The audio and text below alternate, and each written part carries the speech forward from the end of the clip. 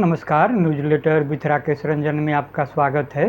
इससे पहले कि आगे बढ़ूं, मेरा आग्रह होगा कि आप इस चैनल को सब्सक्राइब ज़रूर कर लें। हाँ, देखने के बाद सुझाव से हमें ज़रूर अवगत कराएंगे।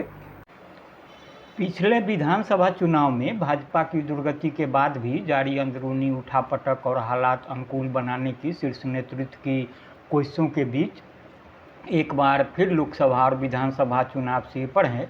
इसी कड़ी में पार्टी ने नए चेहरे को प्रदेश अध्यक्ष की कमान सौंपी है। नए चेहरे ने आज औपचारिक रूप से अध्यक्ष की जिम्मेदारी संभाल भी ली है।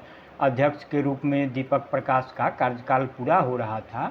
ऐसे में बदलाव अप्रत्याशित नहीं है। अप्रत्याशित है उस चेहरे को अध्यक्षी सौंपना जिसका नाम बाबूलाल मरांडी है। झारखंड में भाजपा ने प्रदेश अध्यक्ष की जिम्मेदारी बाबूलाल मरांडी को सौंपी है। मरांडी के पास लंबा सियासी अनुभव है।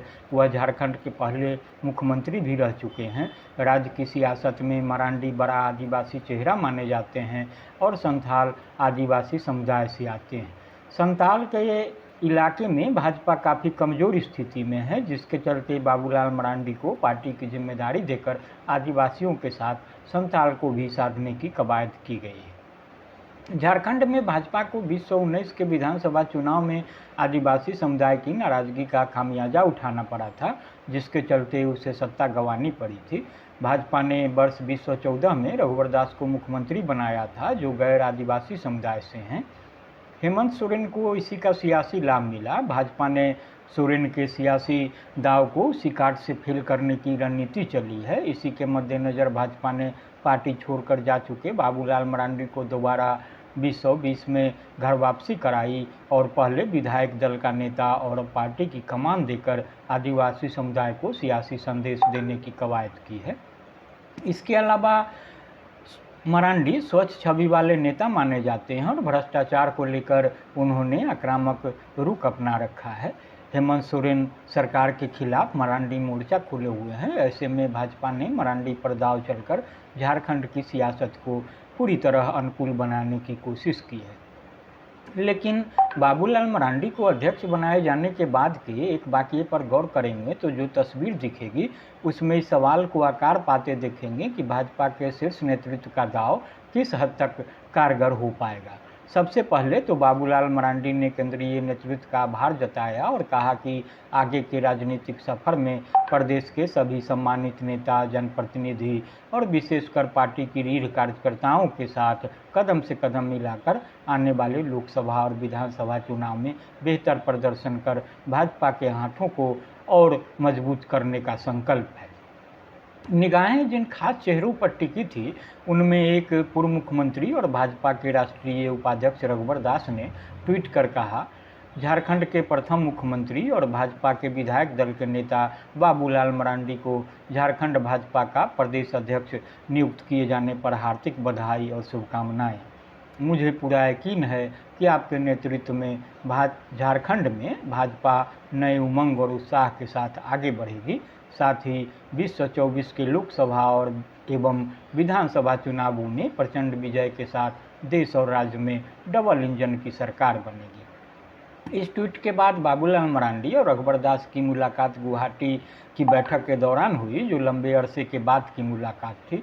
इसकी जानकारी भी रघुवर दास ने सोशल मीडिया के माध्यम से साझा किया। उन्होंने बताया कि गुवाहाटी में बैठक से पूर्व झारखंड के नवनियुक्त प्रदेश अध्यक्ष बाबूलाल मरांडी से मुलाकात हुई। उन्हें नए दायित्व के लिए बधाई और शुभकामनाएं दी। उनके लंबे राजनीतिक अनुभव का लाभ पार्टी को मिलेगा। इसी के साथ ही सवाल पूछे जाने लगे कि सिर्फ दुआ सलाम से ही काम चलाया जाएगा या फिर दिल भी मिलेंगे। झारखंड में लोकसभा और विधानसभा चुनाव में जिस सफलता की उम्मीद रघुवर पाल रहे हैं वह सिर्फ बाबूलाल के लंबे राजनीतिक अनुभव के बूते आकार ले सकेगा। इसी के साथ रघुवर दास के उस बयान का वीडियो फुटेज भी वायरल होने लगा जिसमें बाबूलाल मरांडी के बारे में पूर्व में टिप्पणी थी। वीडियो में रघुवर कह रहे हैं, पार्लियामेंट हारा, गिरिडीह शहरी क्षेत्र गिरिडीह से विधानसभा में हारा। जब गांव का आदमी नेता नहीं माना तो झारखंड नेता कैसे मानेगा इसको। इसका मजमून यह है कि औपचारिकता में रघुवर जो भी कहें उनका दिल शायद ही बाबूलाल मरांडी के हाथ झारखंड भाजपा की कमान देखकर सामान्य रूप से धड़केगा। यही बात झारखंड के 3 बार के मुख्यमंत्री और वर्तमान केंद्रीय मंत्री अर्जुन मुंडा पर भी लागू होती है। भाजपा में खेमेबंदी का ही नतीजा था कि मोदी लहर के बाद भी 2019 के लोकसभा चुनाव में भाजपा को सूबे की 14 लोकसभा सीटों में से 11 सीटों पर जीत तो मिली थी। एक सीट पर भाजपा की सहयोगी दल आसू विजय हुई थी, पर भाजपा के तत्कालीन प्रदेश अध्यक्ष लक्ष्मण गिलुआ श्रीभूम सीट गंवा बैठे थे।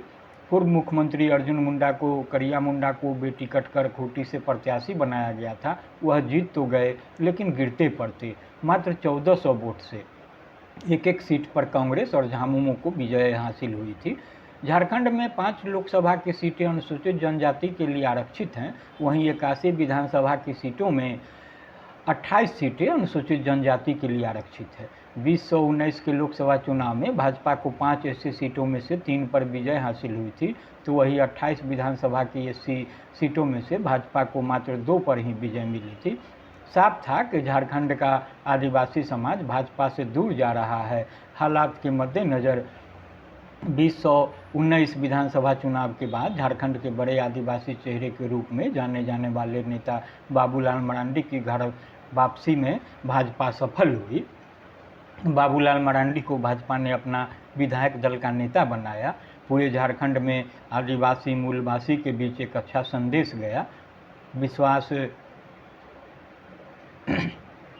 भाजपा अपनी मजबूती की ओर लौट आई थी। एक बार फिर भाजपा ने बाबूलाल मरांडी पर अपना पूर्ण विश्वास जताते हुए उन्हें अध्यक्ष का दायित्व सौंप दिया है। तो आप देखेंगे कि बाबूलाल मरांडी का जो सियासी सफ़र है उसके बारे में भी आपको बता दूं कि बाबूलाल मरांडी का जन्म 11 जनवरी 1958 को वर्तमान झारखंड के गिरिडीह जिले के तीसरी प्रखंड के सुदूर कोदाई बांक नामक गांव में एक किसान परिवार में हुआ था। इनके पिता का नाम छोटेलाल मरांडी तथा माता का नाम मीना मुर्मू है। बाबूलाल मरांडी अपने 6 भाई बहनों में सबसे बड़े हैं। इनका सबसे छोटा भाई नूनू मरांडी राजनीति में सक्रिय हैं। बाबूलाल मरांडी की प्रारंभिक शिक्षा गांव के स्कूल में हुई। उसके बाद उन्होंने गिरिडीह कॉलेज से भूगोल में स्नातक किया। कॉलेज में पढ़ाई के दौरान मरांडी राष्ट्रीय स्वयंसेवक संघ से जुड़ गए। 1989 में इनकी शादी शांति देवी से हुई। इनके 2 बेटे में से एक बेटा अनूप मरांडी, जिसकी 27 अक्टूबर 2007 को झारखंड के गिरिडीह क्षेत्र में हुए नक्सली हमले में मौत हो गई थी। संघ से पूरी तरह जुड़ने से पहले मरांडी ने गाँव के स्कूल में कुछ सालों तक कार्य किया। इसके बाद वे संघ परिवार से जुड़ गए। उन्हें झारखंड के विश्व हिंदू परिषद का संगठन सचिव बनाया गया। 1983 में वह दुमका जाकर संथाल परगना प्रमंडल में कार्य करने लगे। 1991 में बाबूलाल मरांडी को भाजपा के महामंत्री गोविंदाचार्य ने भाजपा में शामिल कराया। भाजपा के टिकट पर 1991 में दुमका लोकसभा सीट से चुनाव लड़े लेकिन हार गए। 1996 में भाजपा ने उन्हें फिर से दुमका का उम्मीदवार बनाया। वे फिर शिबू सोरेन से 5000 कम वोट से हार गए। इसके बाद भाजपा ने 1998 में उन्हें विधानसभा चुनाव के दौरान वनांचल झारखंड भाजपा का अध्यक्ष बनाया। पार्टी ने उनके नेतृत्व में झारखंड क्षेत्र की 14 लोकसभा सीटों में 12 पर कब्जा किया। 1998 के लोकसभा चुनाव में उन्होंने शिबू सोरेन को हराया। फिर 1999 में शिबू सोरेन की पत्नी रूपी सोरेन को संथाल से हराकर चुनाव जीता था, जिसके बाद एनडीए की सरकार में बिहार के 4 सांसदों को कैबिनेट में जगह दी गई। उनमें से एक बाबूलाल मरांडी भी थे। उन्हें वन पर्यावरण राज्य मंत्री बनाया गया था। 15 नवंबर 2000 में जब झारखंड बिहार से अलग होकर एक राज्य बना तो बाबूलाल मरांडी के नेतृत्व में एनडीए की सरकार बनी और मरांडी झारखंड के प्रथम मुख्यमंत्री बने। मरांडी ने इसके बाद पूरे राज्य में अपना जनाधार बढ़ाना शुरू कर दिया। गांव तक पैठ बनाने के लिए हर गांव में स्कूल बनाने की घोषणा की। पहली बार झारखंड में लड़कियों को पढ़ाई के लिए साइकिल दी गई। हालांकि मरांडी ज़्यादा दिनों तक सत्ता में नहीं रह पाए।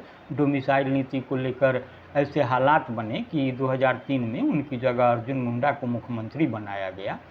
2004 में मरांडी लोकसभा का चुनाव लड़े और भाजपा के एकमात्र नेता थे जो चुनाव जीतने में सफल हुए। मरांडी की नज़र इसके बाद फिर सीएम की कुर्सी पर टिक गई, लेकिन भाजपा ने अर्जुन मुंडा को ही मुख्यमंत्री बनाने की बात कही। 2005 में मरांडी अपनी ही सरकार के खिलाफ बगावत पर उतर आए। मुंडा सरकार पर सरेआम भ्रष्टाचार के आरोप लगाए। भाजपा हाईकमान ने स्थिति संभालने के लिए कई नेताओं को दिल्ली से रांची भेजा, लेकिन मरांडी नहीं माने।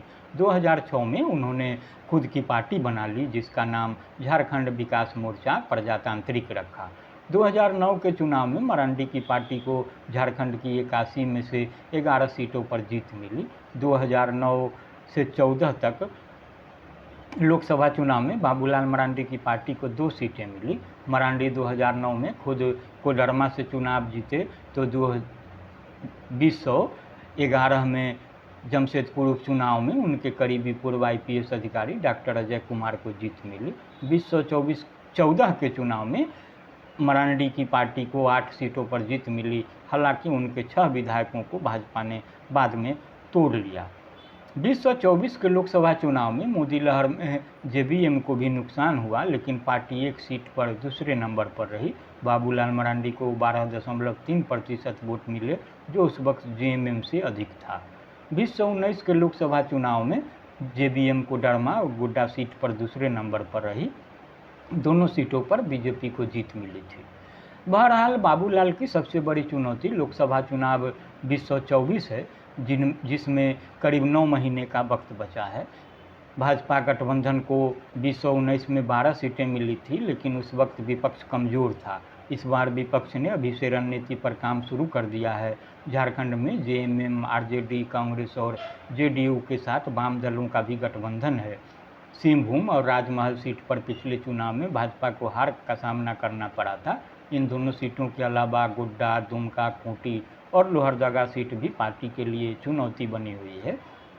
गोड्डा को छोड़कर बाकी 3 सीटों पर हार का अंतर काफ़ी कम रहा है, जबकि गोड्डा सीट पर बाबूलाल मरांडी के करीबी रहे प्रदीप यादव चुनाव लड़ने की तैयारी कर रहे हैं, जो अभी कांग्रेस में हैं।